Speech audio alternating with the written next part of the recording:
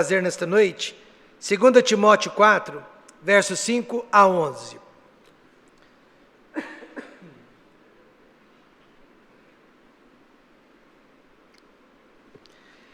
Mas tu se sóbrio, em tudo sofre as aflições, faz a obra de um evangelista. Cumpre o teu ministério, porque eu já estou sendo oferecido por aspersão de sacrifício, e o tempo da minha partida está próximo. Combati o bom combate, acabei a carreira, guardei a fé. Desde agora a coroa da justiça me está guardada, a qual o Senhor justo juiz me dará naquele dia, não somente a mim, mas também a todos os que amarem a sua vinda. Procura vir ter comigo depressa, porque Demas me desamparou, amando o presente século, e foi para Tessalônica, Crescente, para a Galácia, Tito para a Dalmácia. Só Lucas está comigo. Toma Marcos e traze-o contigo, porque me é muito útil para o ministério. Hoje à noite nós vamos falar sobre o fruto do Espírito Santo. Não é este que está na tela, é o que eu enviei hoje para o Zap dos Sonoplastas. É a lição de número 7. Nós vamos falar sobre o fruto longanimidade. Enquanto os irmãos estão localizando este slide, o que significa ser cheio do Espírito Santo? Alguém diria, pastor, é cantar como a irmã Zailde acabou de cantar. Ser cheio do Espírito Santo é orar como os irmãos Wander e o irmão Wesley oraram. Ou é dirigir os cânticos como o pastor Carlos dirigiu. É orar bastante, é cantar bastante, é se alegrar, é pular de alegria, é fazer previsões futurísticas, fazer revelações, é fazer profecias. Nada disso está relacionado a ser cheio do Espírito Santo. Encontramos todas essas manifestações entre os esquimós da Groenlândia, por exemplo, e também nas religiões de matriz espírita. Até os magos do Egito conseguiram imitar os milagres de Deus. O homem cheio do Espírito Santo, espero que você guarde esta informação, é alguém que consegue espelhar as 9 virtudes internas e inabaláveis que provêm diretamente de Deus. O homem e a mulher cheios do Espírito Santo conseguem produzir esses 9 frutos espirituais que provêm de Deus, do Espírito de Deus: amor, gozo, paz, longanimidade, benignidade, bondade, fé, mansidão e temperança. Nós já falamos do amor, nós já falamos do gozo, nós já falamos da paz. Hoje nós vamos falar da longanimidade.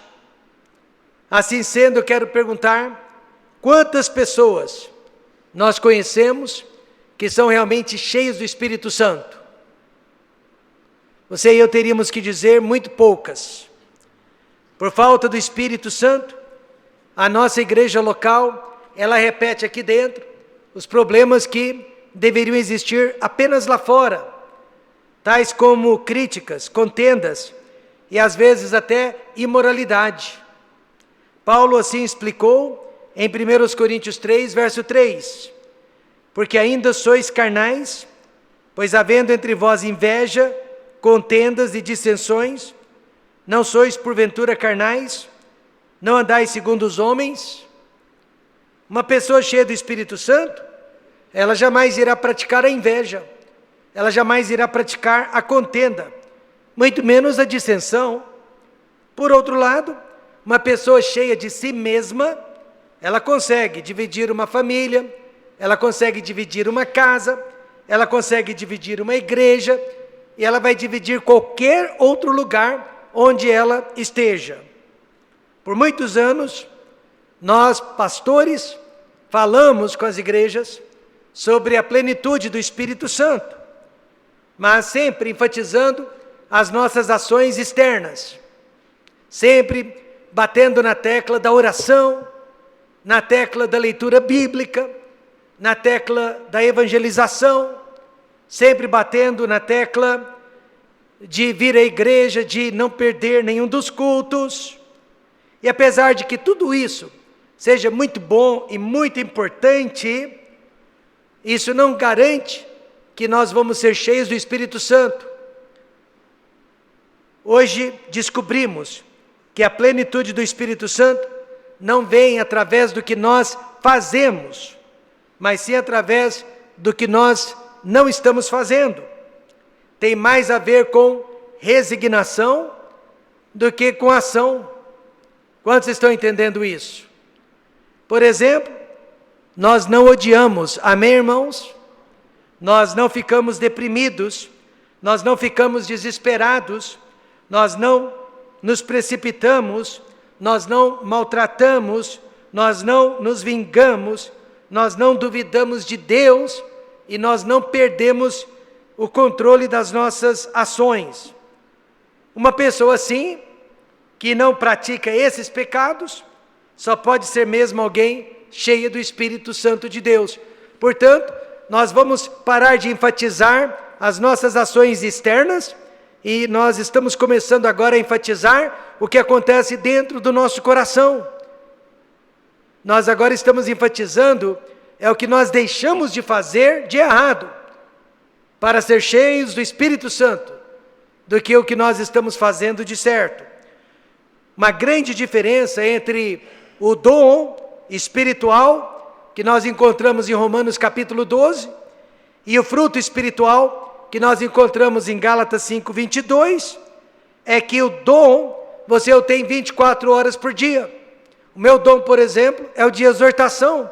Eu tenho 24 horas por dia, durante o dia e durante a noite também. Eu durmo com este dom, eu acordo com este dom. Mas o fruto, você precisa ficar cultivando, aguando, todos os dias, senão você não consegue produzi-lo. Por isso Jesus disse, vigiai e orai, para que não entreis em tentação. Na verdade, o espírito está pronto, mas a carne é fraca. E por ela ser fraca, nós temos que cultivar os frutos do Espírito Santo todos os dias em nossas vidas. Você já aprendeu que amor é o fruto do qual emana todos os outros. Os outros, na verdade, são facetas do amor. Mas longanimidade, que é o que nós estamos vendo hoje à noite, é o alicerce que segura todos os frutos juntos. Sem longanimidade, nós não conseguiríamos perseverar no amor, no gozo e na paz, e assim por diante. Na vida cristã, quem tem pressa come cru, né? E muitas vezes não come. Longanimidade quer dizer paciência.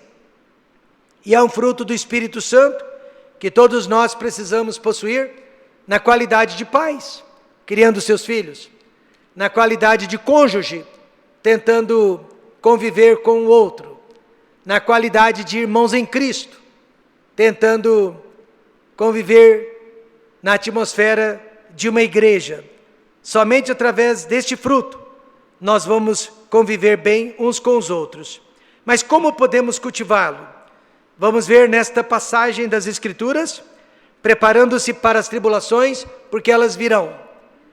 Preparando-se para as premiações, porque também serão recebidas. E preparando-se para as decepções, que todos nós iremos sofrer. Primeiramente, você e eu precisamos de paciência para suportar o sofrimento. Veja o verso 5 mais uma vez. Mas tu, sê sóbrio, em tudo sofre as aflições, faze a obra de um evangelista e cumpre o teu ministério.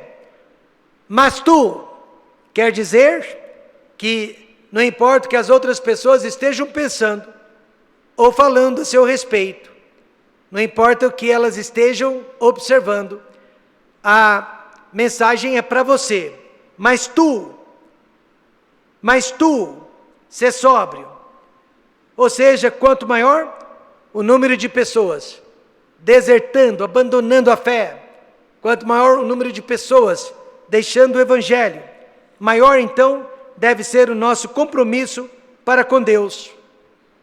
Parece até um paradoxo, mas todas as vezes que o nosso ministério sofreu algum tipo de revés, e já sofreu, e sempre vai sofrer, os irmãos que ficaram para trás, que ficaram firmes, se uniram para cobrir o estrago e a falta que foram deixados pelos que foram embora. Aí a igreja fica menor, mas por incrível que pareça, ela fica mais forte. Tem sido sempre assim. Paulo não enganou o jovem Timóteo, jovem de idade, jovem no ministério. E Paulo avisou que o ministério pode ser um lugar maravilhoso, mas cheio de perseguição e de retrocessos. E ora, a culpa é das pessoas, mas às vezes também a culpa é da própria liderança. Para evitar sofrimentos desnecessários, Paulo então deu 2 conselhos pastorais para o jovem Timóteo. Primeiro, Timóteo, faça o que precisa ser feito. Faze a obra de um evangelista, cumpre o teu ministério. Porque assim como muitos pastores nos dias de hoje, provavelmente Timóteo também queria apenas pregar do púlpito, queria apenas ensinar a palavra de Deus, ou apenas ficar no escritório. Mas aí Paulo demonstrou que ele precisava também evangelizar. Para evangelizar precisava ganhar almas. Para ganhar almas precisava falar de Cristo. Para falar de Cristo precisava andar pelas ruas e valados. Amém, irmãos? Cumpre o teu ministério. Vai muito além do que simplesmente frequentar a nossa igreja, ler a Bíblia, fazer nossas orações.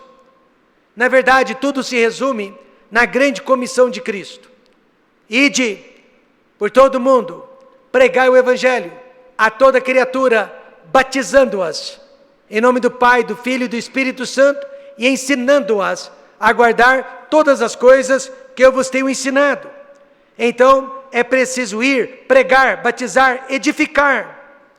Só que quando o crente para no meio do caminho, digamos que ele apenas pregue, ele não está cumprindo o seu ministério. Nos Estados Unidos, onde o poder aquisitivo é bem maior que o nosso, aqui no Brasil, uma igreja menor que a nossa tem a capacidade de ter 3, 4 pastores de tempo integral. Então eles têm o pastor geral, eles têm o pastor assistente, eles têm o pastor de música e às vezes eles têm o pastor de educação.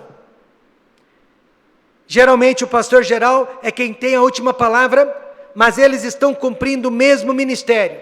Todos eles têm o mesmo ministério de ir, pregar, batizar e edificar as pessoas.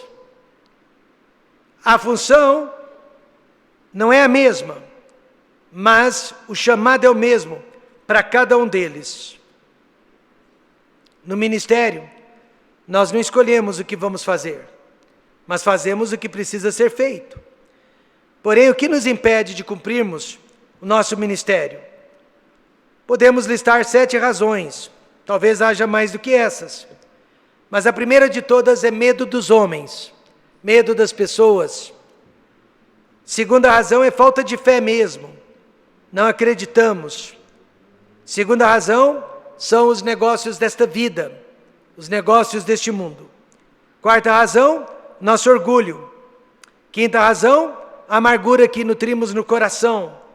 Sexta razão, pecados de estimação que estamos trazendo conosco ao longo dos anos.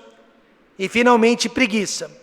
Então você pega todas essas razões e elas realmente estão impedindo que cumpramos o nosso ministério, que façamos aquilo que precisa ser feito.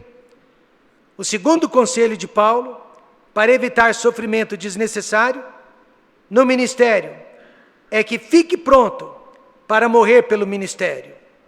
Verso 6, porque eu já estou sendo oferecido por aspersão de sacrifício, e o tempo da minha partida está próximo. A morte geralmente é o nosso maior medo, e ela também é a nossa última inimiga. eliminando ou controlando este medo, aí o caminho para servir a Deus ficaria mais livre. Depois de uma certa idade, você começa a pensar mais sobre a morte, e você começa a orar mais sobre a morte. Um colega meu de ministério inventou de ir para um país muçulmano como turista, e ele resolveu pregar o evangelho nas ruas da cidade, de uma das cidades daquele país. E de repente alguns homens se aproximaram dele e o ameaçaram a matá-lo, a apedrejá-lo. E ele, ao invés de sentir medo, naquela hora disse: vocês não conseguirão me ameaçar, dizendo que estão me mandando para Deus. E por incrível que pareça, ele não foi apedrejado, ele não morreu, mas como ele não tinha medo da morte, ele foi deixado em paz por aqueles homens.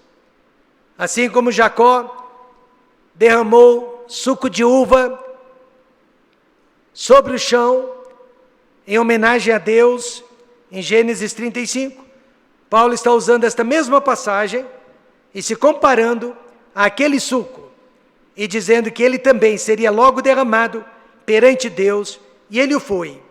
Ele foi decapitado e em questão de minutos, o seu sangue estava literalmente sendo derramado, espalhado pelo chão perante o Senhor. É sobre isso que Paulo está falando.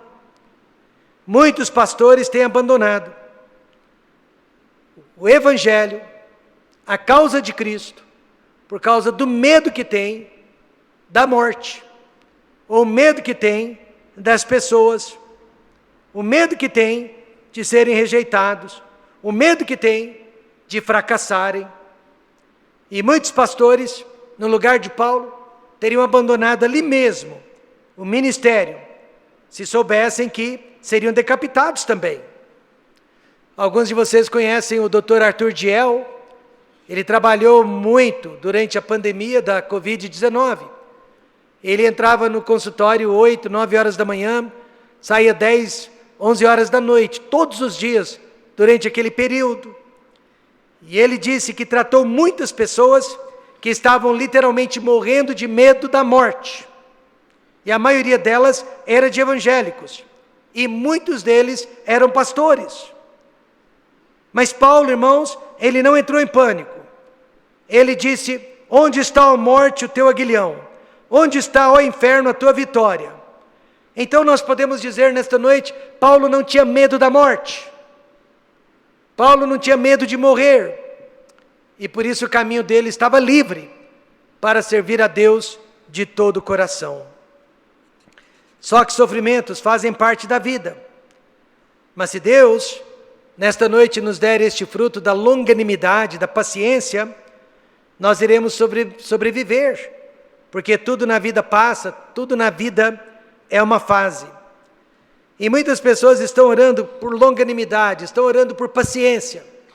E a Bíblia diz que paciência, ela só vem através de muita tribulação. Você jamais vai aprender a ser longânimo se você não passar primeiro por provações difíceis. E eu posso confessar nesta noite, eu tenho paciência para muitas coisas na vida, mas infelizmente não tenho sido paciente para com o sofrimento. Então esse é um fruto que realmente eu estou buscando, lutando para tê-lo todos os dias. Ninguém gosta de sofrer e certamente quase ninguém sabe como sofrer. Através do fruto da longanimidade, Paulo nos ensina, irmãos, a suportarmos as aflições. Através da paciência, Paulo nos ensina, irmãos, a sofrer neste mundo, fazendo o que precisa ser feito, deixando para trás todos os impedimentos, mas fazendo o que precisa ser feito e ficando até preparados para morrer, se preciso for. Você se lembra no início da pandemia, quando as pessoas estavam morrendo, desculpa a expressão que eu vou usar, feito mosca. À meia-noite, nós estávamos todos em lockdown, pelo menos em São Paulo, ninguém podia sair depois das 10 da noite. Lockdown completo. Eu recebo um telefonema à meia-noite. Era o marido dizendo: minha esposa está desmaiada, ela está fervendo de febre, e ninguém quer vir aqui para nos buscar e nos levar para o hospital. Nem mesmo o hospital, nem mesmo as ambulâncias, ninguém queria buscá-los. Eu disse para minha esposa: eu vou buscá-los. Fiz o que precisava ser feito, segui o protocolo, que hoje nós sabemos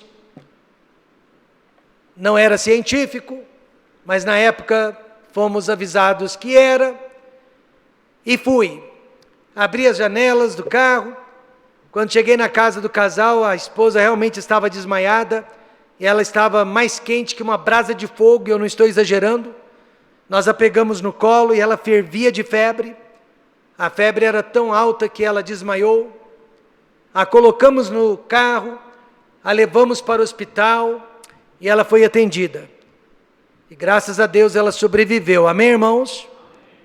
Ela sobreviveu. Depois que eu cheguei em casa, fiz toda a higiene, minha esposa perguntou se eu estava com medo. E eu disse não. Deus havia me dado graça total. Amém, irmãos? E eu não peguei Covid daquela vez. Mas esta é a verdade, irmãos. Se você e eu temos medo da morte, realmente nós vamos fazer muito pouco pelo reino de Deus em vida. Paulo, ele nunca entrou em pânico, mesmo sabendo que iria morrer daqui a alguns dias, talvez daqui a alguns minutos, porque a morte dele podia acontecer a qualquer momento. Mas vamos ficar tranquilos, porque de Deus temos esta promessa: não veio sobre vós tentação senão humana, mas fiel é Deus, que não vos deixará tentar acima do que podeis. Antes, com a tentação, dará também um escape, para que a possais suportar. Quantos acreditam nisso?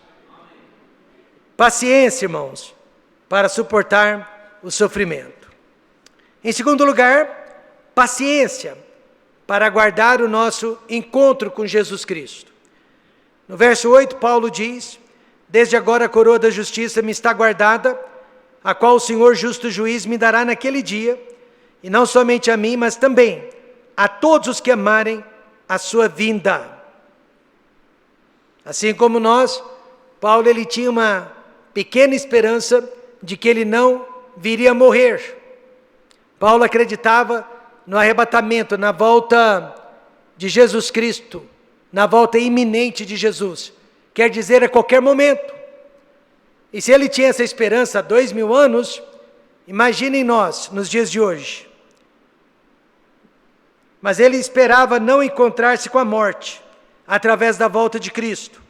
Mas de uma forma ou de outra, ele sabia que iria estar com Jesus em breve. A Bíblia fala de dois tipos de coroa: a coroa real, que é aquela usada por reis e pelas rainhas, e a coroa dos vencedores. Eu e você jamais vamos usar uma coroa real, mas com certeza vamos ganhar a coroa dos vencedores. Aqui Paulo fala da coroa dos vencedores. Quem são eles? Aqueles que amarem a volta de Cristo, aqueles que estão se preparando para a volta de Cristo. E coincidência ou não, a palavra coroa que Paulo usou na língua grega é a palavra Estefanos. Nós vamos receber o Estefano da glória. E por incrível que pareça, Estefanos foi o nome do primeiro mártir da igreja, que o próprio Paulo ajudou a matar. Estevão, Estefanos, coroa. Paulo sabia que iria receber esta coroa porque ele amava a volta do Senhor Jesus Cristo. Ele aspirava pela volta de Jesus Cristo. Ele respirava o arrebatamento da igreja. Mas o que faremos com todas as coroas que iremos receber das mãos de Jesus? Eu não posso imaginar pessoas exibindo as suas coroas pelas ruas do céu. Eu não posso imaginar pessoas dizendo: olha o que eu tenho e você não tem, porque no céu não haverá pecado. Na verdade, Apocalipse 4:10 diz que nós iremos receber todas essas coroas e nós iremos devolvê-las aos pés do Senhor Jesus Cristo. A vergonha é a daquele que não vai ter nada para apresentar a Jesus. Mas todas as nossas coroas, elas não serão usadas por nós, elas serão devolvidas para aquele que nos deu essas coroas. O Filho de Deus, que ama a volta de Cristo, ele já possui 3 preocupações importantes sobre as coroas que Deus lhe prometeu. A primeira é: e se eu não ganhar nenhuma coroa? Esta é uma preocupação legítima. E será que isso é possível? Será que há entre nós pessoas que não vão ganhar nenhuma coroa? É possível sim. E eu sempre me vejo nesta categoria, não por causa do que eu sou, nem por causa do que eu faço, mas por causa deste versículo de 2 João 1,8, que diz: olhai por vós mesmos, para que não percamos o que temos ganho, antes recebamos o inteiro galardão. Então, de acordo com este ensinamento, eu estou servindo a Cristo desde os meus 12 aninhos de idade, mas se agora eu começar a pecar contra Deus, abandonar os seus caminhos, me desanimar da sua palavra, eu vou perdendo tudo aquilo que eu já havia ganho, até o momento que eu não tenho mais nada para receber das mãos do meu Salvador. E outra preocupação legítima é se a minha coroa for muito pequena. A Bíblia realmente fala sobre categoria de coroas, e com certeza não iremos receber todas elas. Por exemplo, a coroa da vida, ela será dada apenas para quem morreu por Cristo. Não vamos receber todas as coroas, mas pelo menos algumas delas. E a terceira preocupação: e se Deus estiver desapontado comigo? Eu também me vejo nesta categoria, pois eu sei que em mim, isto é, na minha carne não habita bem algum. Mas, irmãos, apesar dessas preocupações, e elas são legítimas, elas são importantes, elas são sinceras, o segredo é se manter ativo no reino de Deus, procurando devolver todos os dons espirituais que Jesus Cristo tem nos dado, e procurando também praticar todos os frutos espirituais que o Espírito Santo nos concede. Amar a vinda de Jesus é viver neste mundo olhando para o céu. Longanimidade para suportar o sofrimento, e longanimidade para aguardar o encontro com o Senhor Jesus Cristo. Nós estamos falando da volta de Cristo há mais de 30 anos, amém, irmãos? E precisamos de paciência para continuar esperando por esta volta. Mas também paciência para passar por decepções. E aqui eu quero habitar um pouquinho, quero demorar um pouco mais neste ponto. No verso 9, Paulo disse: procura vir ter comigo depressa. Por que depressa? Porque o ministério pode ser um lugar muito solitário. Por isso mesmo Paulo disse para Timóteo: venha depressa, eu estou aprisionado, a qualquer hora eu vou perder a cabeça, literalmente. Venha depressa, eu estou sozinho, eu não tenho ninguém ao meu lado. Triste, não é? Meu pastor, por muitos anos, foi um dos conferencistas mais procurados na América e no Brasil.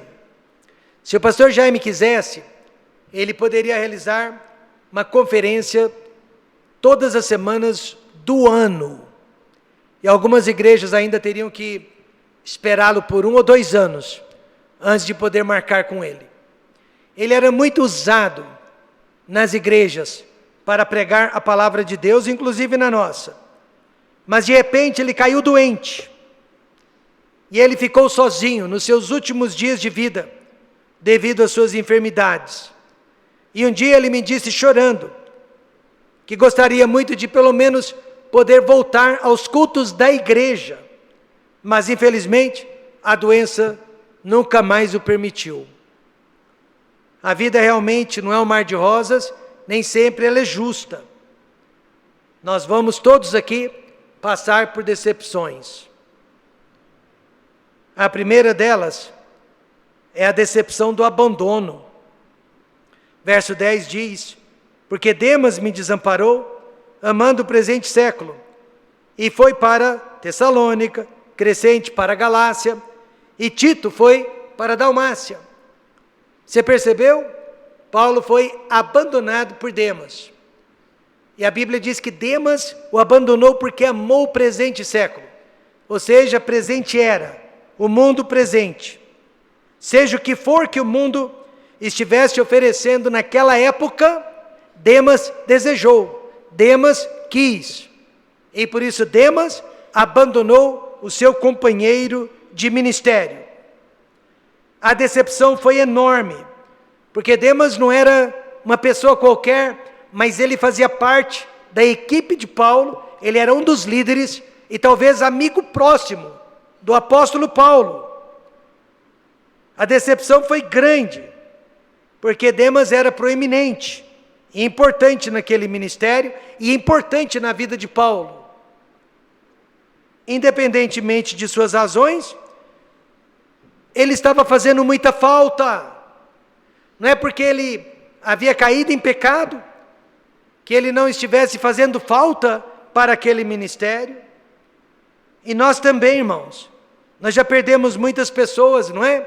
Por N razões, mas eu quero dizer nesta noite, talvez você não concorde comigo, mas eu estou falando como pai, eu estou falando como pastor, eu estou falando como alguém que deu a luz a essas pessoas, elas estão fazendo muita falta. O ministério e nossas vidas nunca mais foram os mesmos sem essas pessoas.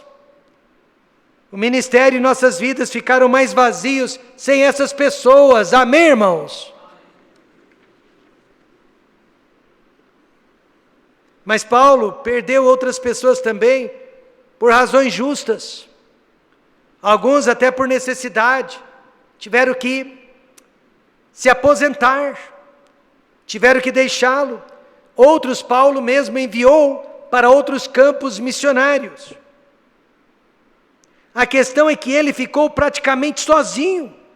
Ele disse: só Lucas está comigo, graças a Deus. Quem era Lucas?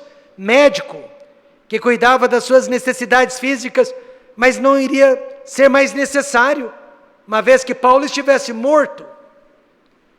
E Lucas também era escritor e pregador da palavra de Deus. Já perdemos algumas pessoas por causa do pecado, delas e nosso também, pois ninguém é perfeito, mas a maior dor que existe é quando nós perdemos pessoas por causa de doutrinas.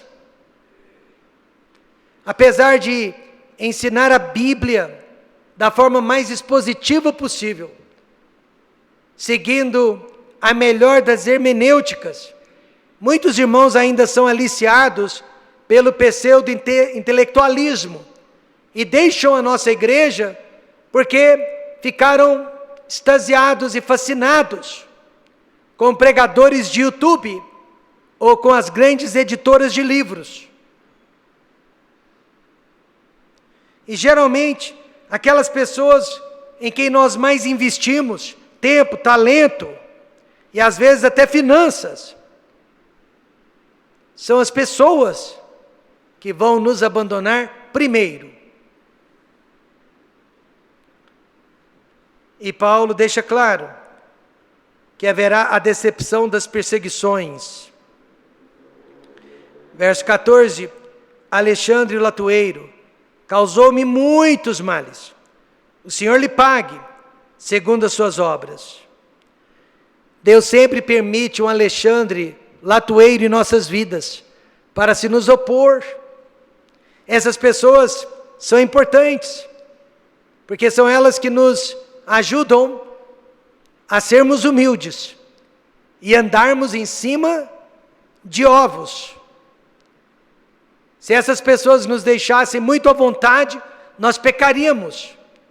Mas porque elas estão nos fiscalizando, elas estão nos observando, elas estão nos escrutinando, nós tomamos mais cuidado com o que fazemos, e com o que pensamos, e com o que falamos. Paulo menciona Alexandre o latoeiro. Ele disse que este homem iria também se opor a Timóteo. Ele se opôs a mim, agora ele vai se voltar contra você, Timóteo. E aí vem a pergunta: como devemos lidar com pessoas que estão sempre se opondo a nós, ou se opondo à obra de Deus? Paulo nos deu as instruções. Primeiro, entregá-las nas mãos de Deus. O que isso quer dizer? Eu não vou me vingar delas, amém, irmãos? Elas não são problemas meus, elas são problemas de Deus. Eu não vou fazer justiça com as minhas próprias mãos, e muito menos com as minhas próprias palavras. Eu vou entregá-las a Deus e deixá-las em paz. Mas também tomar cuidado com elas. Não devemos ser simplórios, mas espertos para com esse tipo de pessoa.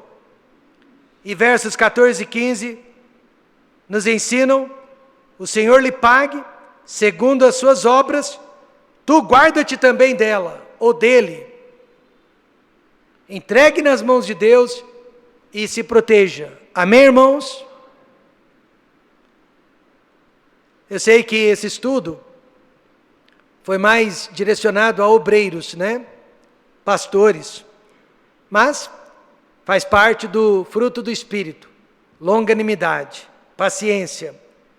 É um fruto espiritual que todos nós precisamos na qualidade de pais, casais, filhos, irmãos e irmãos em Cristo. E como podemos cultivar esse fruto da paciência? Ficando preparados para as tribulações, ficando preparados para as premiações que virão, se não desfalecermos, e ficando preparados para as decepções que iremos sofrer e infelizmente causar também na vida de outras pessoas. Agora, por que você e eu precisamos desse fruto chamado paciência e chamado longanimidade?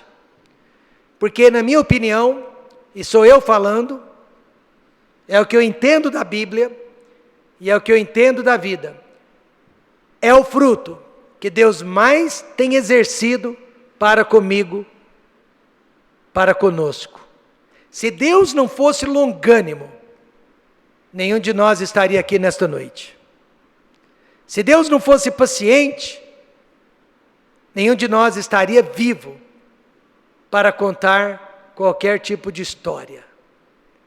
Deus é o ser mais longânimo que existe neste universo. Quantos concordam com isso? Se Deus não fosse paciente, imagine como que estaria a nossa vida nesta noite. Então eu quero ser paciente, eu quero ser longânimo, porque eu tenho sido muito beneficiado por este fruto espiritual da parte de Deus. E o que vai acontecer conosco? O que vai acontecer com você? O que vai acontecer comigo? Se Deus nos der este fruto da longanimidade, nós nos tornaremos pessoas melhores. Qual que é o seu alvo número 1 na vida? Glorificar a Deus, sendo uma pessoa melhor. Sendo uma pessoa melhor. Uma pessoa melhor é uma pessoa paciente e longânima. Pai querido e glorioso, obrigado por este fruto,